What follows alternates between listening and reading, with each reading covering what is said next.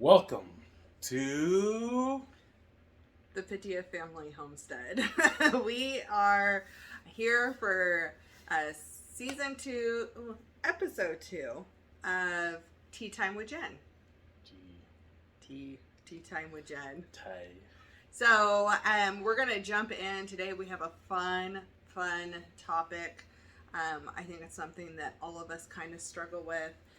But before we jump in, honey, what tea are you drinking today? Do you remember the name? No. You just know it's black tea with oranges? Yes. It's Constant Comet. Comments. Constant Comet. And then I Like have... the asteroid. I have... Comments.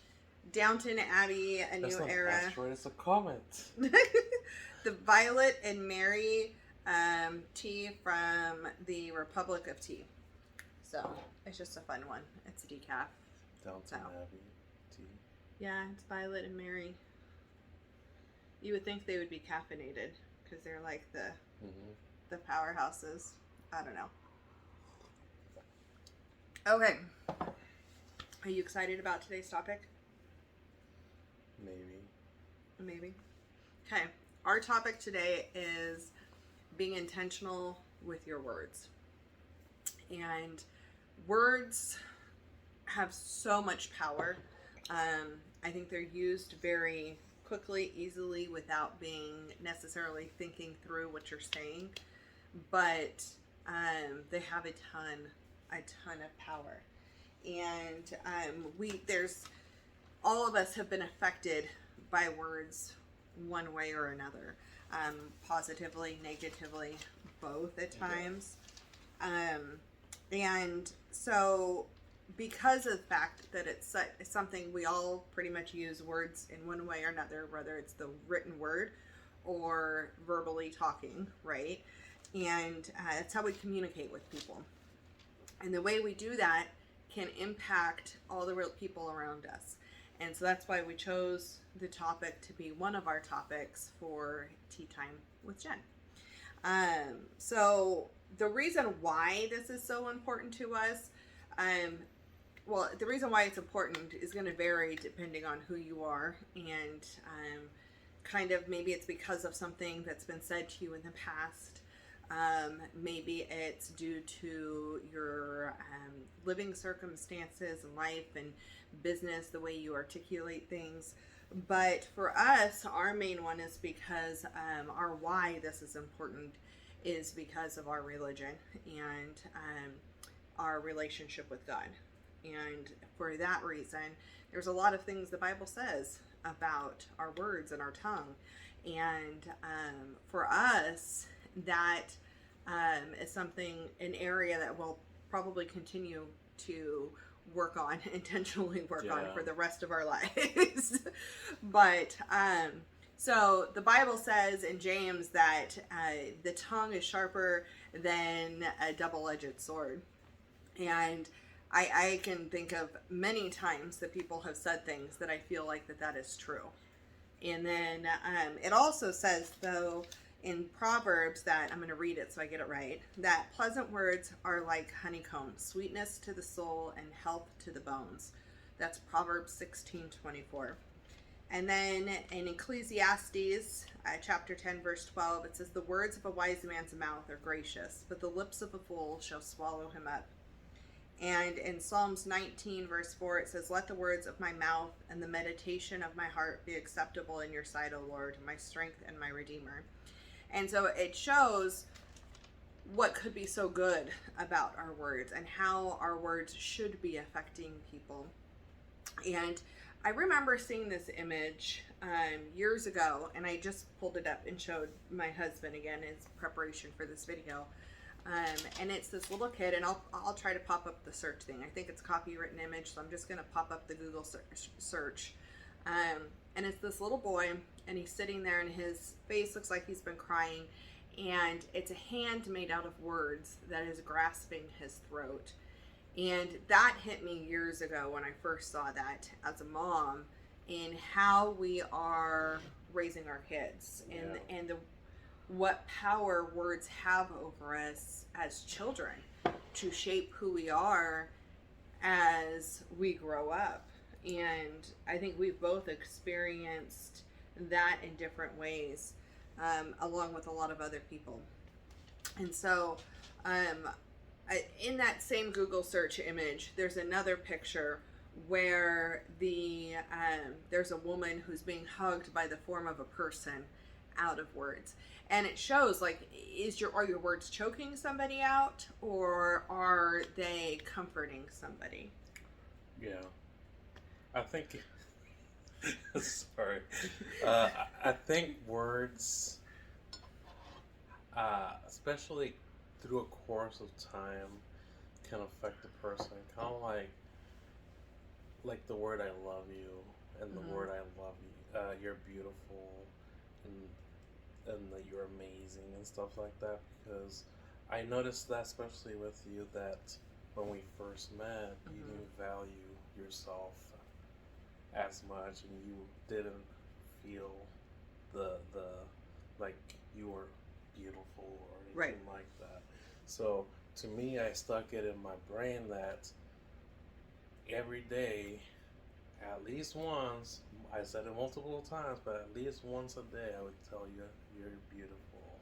Yeah, and for the first, I want to say 4 years, it was like pretty adamant that it was every day. And now we've had like some things when we're sick or he had surgery or something like that. There's days that are missed, but overall, it's something that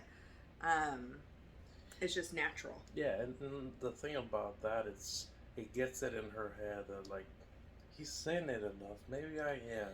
And it really affected me and how I viewed myself. And I think the power of somebody else's words over your life, like that, and how when you hear it enough, it's like, well, maybe I should stop and see what they're saying, and why are they saying this? And sometimes it's not true, but in this case, I mean, beauty is in the eye of the beholder. Yes. And that's who God partnered me with, and so how great is it that he thinks I'm beautiful?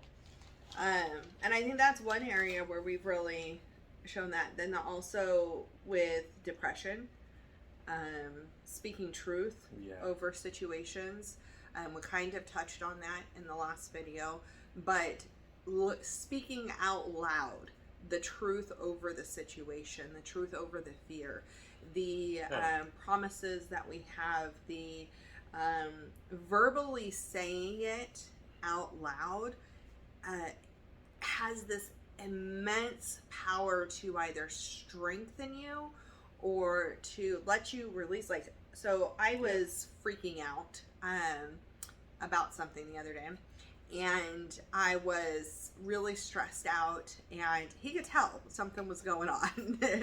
And he's like, well, what about this? And I go, I don't want to talk about it.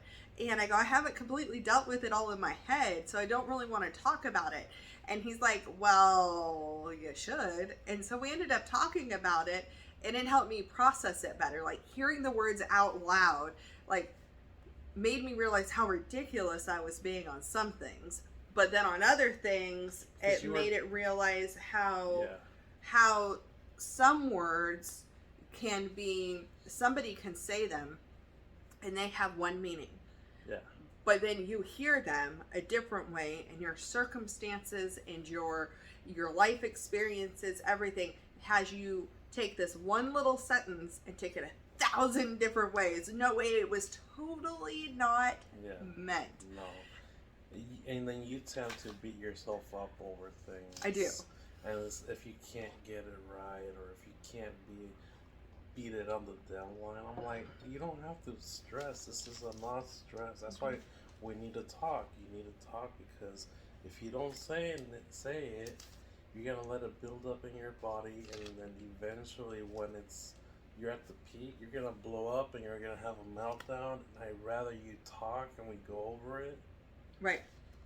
So that's why we communicate, and that's one of our key things is communication.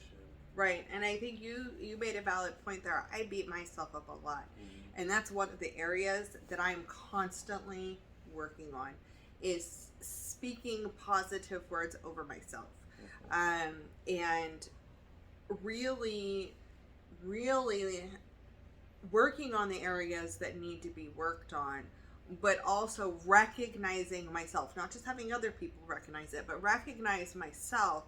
These are the things that I'm doing good. These are the things that I have improved on. I may still have more to go, but there's an improvement, right? And not being my own worst enemy. And really working on building myself up. I can build up my husband with no problem. Like I love sitting down and building him up. Now, unintentionally, sometimes I will tear him down and I don't realize it and I don't mean to. And that's the other thing is when I come, like if I'm stressed, this is a lot of people do this. When you are stressed out, you're anxious about something, you're scared about something, whatever it is that's causing stress, you're running behind, whatever it is, that is the key time to watch what you are saying, because what can come out can permanently impact somebody.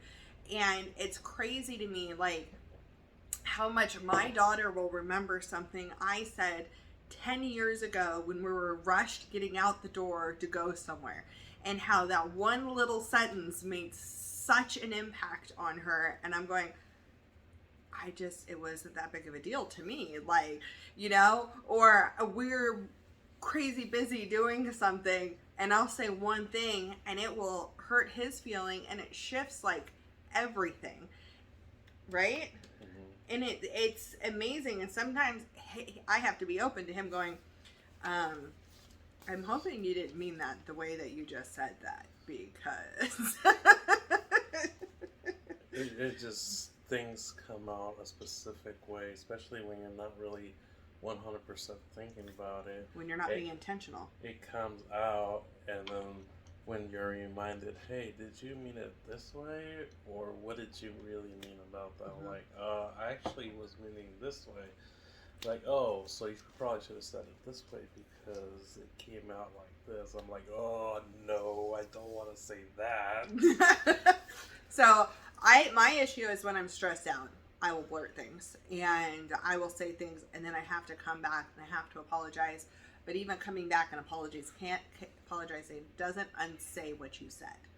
And it still leaves its little scar, right? His is sometimes a language thing where he doesn't realize exactly what the word means that he's trying to say. And so he will say something.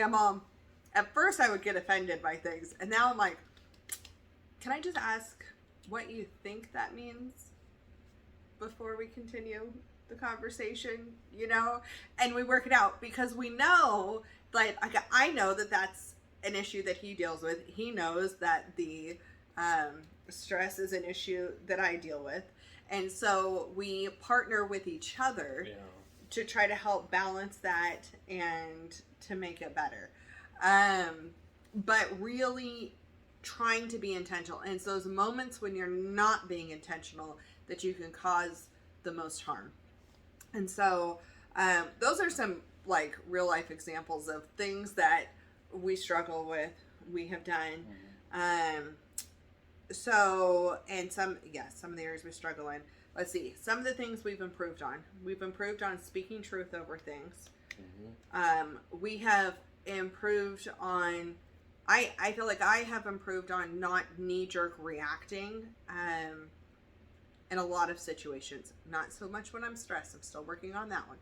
But when somebody else is having a stressful situation or somebody else is going through something, I don't automatically shut down what they're saying anymore, or I don't validate.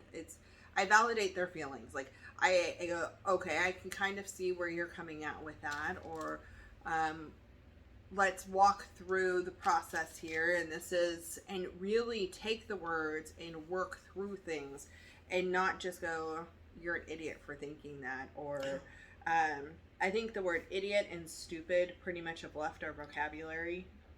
Like, we don't say that because it's funny, because when we get visitors, they say words as such. I'm like, It's like it's just not part of our vocabulary anymore. We worked hard to change that a little bit, and to, well, not a little bit, a lot, and really change the way we approach. So instead of saying, "Oh, you're so stupid," it's, "Oh, you're so funny," right?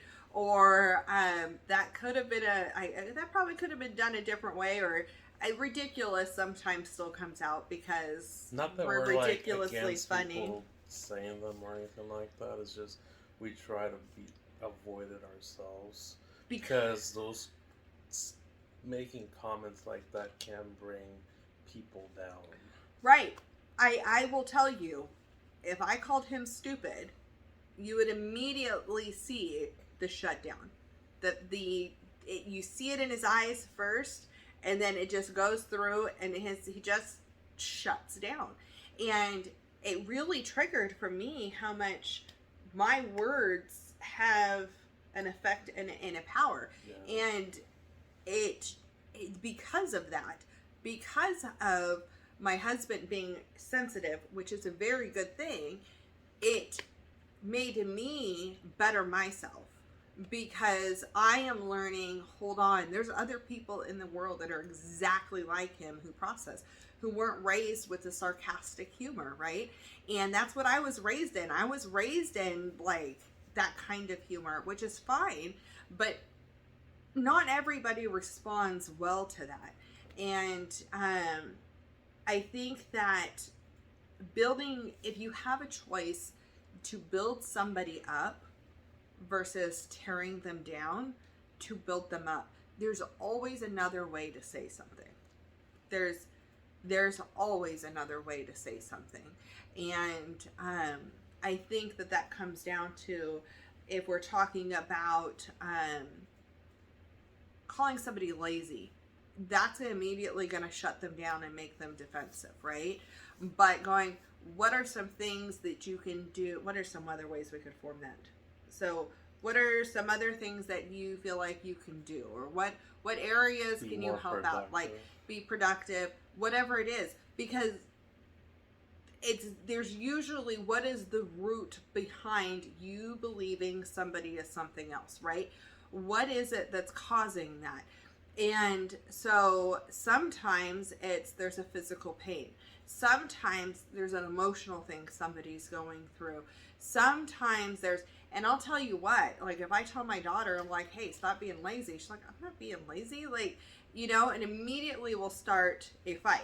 But if I figure out a different way to come about that, my words now speak life in, they don't speak shutdown in. Yeah. And I think most of the time it also comes down to maybe that person not knowing how to complete something, and just needing some guidance, or just needs to needing to walk them through it, like, hey, do this, like this. That way you could accomplish more in the long run versus just being stuck in one place and not saying anything. Yeah, I think because you don't want to be called stupid. Right. And I think that with us, one of the things that we've worked really hard on, because communication is so key, that's all about words, right? And so if we're saying it in a positive way that's uplifting to somebody, that is, sometimes we're going to say things that are still going to hurt feelings, that are going to do things, and there's times for conversations that are more abrupt or harsh or whatever, because sometimes that's what's needed, right? But for the majority, and we're talking about the majority of our daily conversations, it is trying to build up, because that is that is my job as a mom and a wife, is to build up my husband and to help be a support for him, and to build up my daughter and help get her ready to be out in the world and be a support for her, right? And so if all I'm doing is tearing them down, then that's going to be a problem. And so choosing to communicate, but also choosing to hear the words that the other person is saying in the heart that they were intended. Yeah, I think the other thing is also knowing how they comprehend and understand things, because I guarantee, I'm like this. I'm a guy and like look at one line things. Some people have this brainstorm thing and they can branch off from that and go 30 million directions from it. I have a task and go straight to it and do it until it's done and then move on to the next one. So knowing that also helps. So maybe I'm talking obviously the about other it. one. Yeah. uh, It happens in our conversations. It happens in our projects. It happens in how we process and deal with grief or future things that are coming. Knowing how the other person processes, knowing how the other person comprehends things and deals with things makes it easier for you to choose the words that you're saying intentionally, right? Getting to know the people that you are around. And even if you don't know the people you're around, I'm sorry, I worked retail for years. And the things people say to complete strangers just is mind blowing to me. And the difference between customers who, even if they both are upset, but one who is coming at you aggressive and cussing you out and everything else, what that does to the rest of your day as an employee, versus a customer who's having a hard time, who comes at it in a loving and kind manner. Like it adjusts how your entire day goes. And because those words have power. And it's just, if you're gonna meet a stranger, why not choose the love option? Why choose? Because you're gonna unload. You may feel better after that 30-second thing, but now you have just passed that negative feeling on. Instead of dealing with it yourself, you have passed it on to somebody else. And then that cashier may pass it on to a bunch of other people, and it becomes a trickle effect. Just like a smile is a trickle effect, so is the negative. It's a negative trickle effect. People remember the positive things. Like, they remember the negative things. Well, they remember the negative things, but like, let's say you can have 30 people be mean to you, but if you have one person out of those 30 that was nice, you'll be more thankful for that one person that was nice to you versus the other people that weren't. Correct. You'll be more thankful for them. Yeah. But I think the thing that's going to torture you the most. Yeah, especially if it's stuff that already affects you and you feel that as a weight on your back all the time. That especially if people consistently tell you the same thing over and over and over. Well, and then that we have entered a new world the last, I don't know how many years ago it was. I feel like it was like the last 10 years, but it's probably really been like the last 20 years with internet. Like, having Facebook and all of these social media platforms, people forget that you're talking to an actual human. And that even though you're typing to a screen and there's nobody there and you don't see their face reactions, you don't see all those things, there's still a real person behind that reading it, and there's still a real person behind that who has feelings. And how much that affects. And not only to the person who you're saying it to, if you're saying it negatively, right? We call them keyboard warriors, and they're out there just attacking the world. But everybody else who reads it is going to get affected by it. And it's there forever. It is in cyberspace for forever. So one comment that is evil and mean and all of these things can go through and be affecting people for 50 years. Yeah. It just... It's just there forever. Yeah. And with technology advancing, and technology is not going anywhere, internet's not going anywhere, so it's literally there, like permanent. It's kind of, I think when I was growing up, what did they call it? Your permanent background or something like that when the teachers told you that you were, if you did everything wrong, it's gonna be to you on your on like your your permanent binder or something like that. file. File. There you go. Permanent file. And I'm like, oh, I don't want anything bad or more. That might affect my job. And guess what? It does. Especially now that people are into looking at the internet, you might do something and people, oh, like I know that guy. Mm-hmm.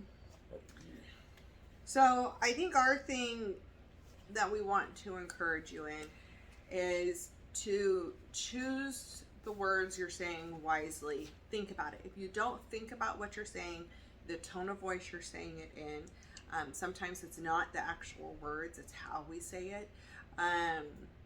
Think about these things, and if there is an area that needs improvement, try to do that with intention. Figure out what it is that you need to change. ask for help. And I would talk to some people around you and see, like, I when we first started doing this, we had to be very honest with, well, do you think that I talk really harsh? Do you think that, because sometimes we just say things and it's so normal and we don't really hear what we're saying. It just comes out. And we may not realize how much we're affecting all the people around us. And so if you have somebody that you can go to who's around you a lot, that will honestly, out of love, give you some feedback, that's always a good thing. Because I think because of the fact we use language all the time, whether it is, again, written or verbal, whether we're right in front of the people or we're not, we are always communicating with somebody. We're communicating with people at the grocery store, at the bank, at the schools. We're communicating with our kids or our grandkids. We're communicating with our parents and friends and aunts and uncles. And there's so much. And we're entering a season where we're going to have a lot more in person, right? Communication with people through the holidays. And there is going to be times where there's going to be overwhelm. Yeah. There's going to be times when there's times of stress. There's going to be times when you're feeling defeat. And so in those times, more negativity can come out and not speaking with intention. And when you see somebody, tell them something that you like about them.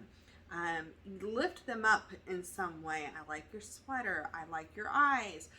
You don't have to point out all the negative things. Oh, I think your shorts are too short.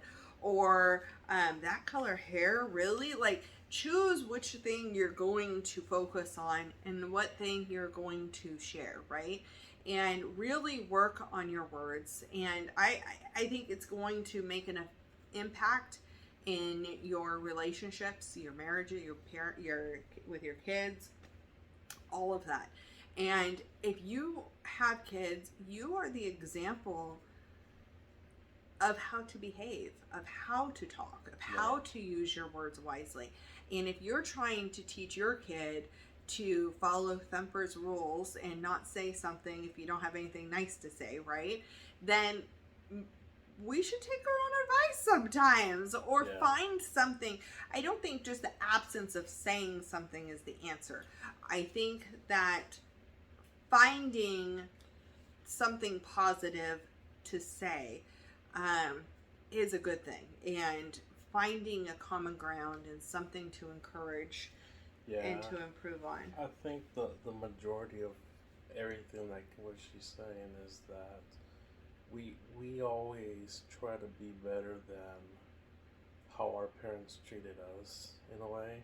And by doing that, if we're doing and acting and saying things better, then maybe our kids can learn from that and actually try to do something even better than what we could. And it's pretty much changing how everybody says things and does things. I think our parents, our generation, every generation has their thing. Yeah. I feel like that is that, and it's pretty common, similar things going on. I think my year, everybody used the word retarded, and that's not a word I actually like to use. And it's a word that I took out of my vocabulary years ago. I used to work in a place that helped people with disabilities, all different types of disabilities, become self-sufficient. And Yeah. watching what that word did to affect people was really big. And so that got erased out of my vocabulary. Other people have certain cuss words that are their thing. Stupid was a big phase for a while. Now it's like, don't call me bruh. I don't know. Like, it's every generation has their thing. Or dude. In trying to learn from, and it's not just words, it's everything in life. Learn from the generations before and take what they did well and do that, or even improve on it, right? And take the things that weren't done well and take that and improve on that. Right. And always try to leave the world better than when you found it. Right. And leave somebody's heart and their emotions better than when you saw them. And I think that's important. Mm-hmm. So I think that pretty much wraps up what I wanted to talk about. You're going to have to dig in and figure out what your why is for wanting to make the changes, because there are going to be things that's going to be hard. You're going to realize how many people around you probably say some of the same negative things or do some of the same things. And being the first one to make a change is always going to be the most difficult. And you can't expect somebody else to make the same changes as you just because you're feeling convicted to make the changes. Just because you feel like it's the best thing for you. But you just start doing it. In time, you might catch them doing what you're doing, mm-hmm. and noticing the difference. It starts a ripple effect. Yeah. The more you build people up, slowly people will pick up on that and start doing the same thing. Might not happen right away, but you'll eventually see it. I think it's an awesome way to make a positive impact on the world. Yep. And it starts slowly. Mm-hmm. And so this was today's topic. I hope you liked it. We'll see you back here next week for the next Tea Time with Jen. And we will talk to you next time. Ooh. Don't Bye. forget to click like, comment, and subscribe. I always forget to say anything about that. You're so good about that. Thank you guys. Have a good one.